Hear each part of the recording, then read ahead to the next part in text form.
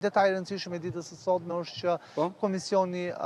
konferenca e kryetarëve mbledhur në orën 9 pikërisht në ambientet të sallës së seancave plenare ka miratuar dhe kërkesën e dy bashkëkryetarëve, zotin Oer Bylik-Bashi dhe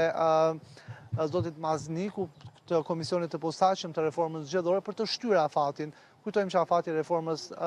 zgjedhore ka përfunduar ditën e djeshme, ndërkohë që sot Kuvendi do ta shtyjë afatin deri më datën 30 nëntor në mënyrë që Shqipëria të ketë një kod të ri zgjedhor, ndërkohë që komisioni tjetër i reformës administrativo-territoriale ka përfunduar ditën e djeshme në mënyrë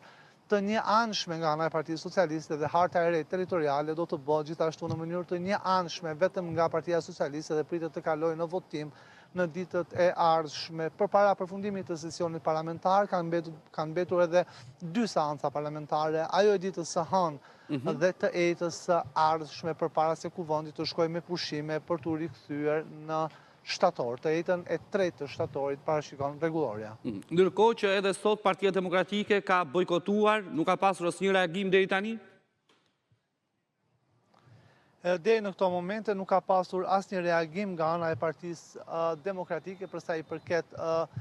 bojkotit të ditës së sotme, pavarësisht që bojkoti është i ditur, pra ka pasur disa deklarata të Partisë Demokratike sepse po e bën bojkotin që lidhet me nismat e Partisë Demokratike që ka dërguar në parlament dhe nuk janë shqyrtuar në sallë, në komisione dhe në seancën plenare, nisma që lidhen kryesisht që kanë të bëjnë dhe me kërkesat e protestuesve në faqe për të 46 ditë protestojnë në bulevardin Dëshmorët e Kombit, siç është nisma për shfuqizimin e ligjit të investimeve strategjike që u premtua në fakt edhe nga kryeministri i vendit zoti Edi Rama në konferencën ndërqeveritare ku mbyllën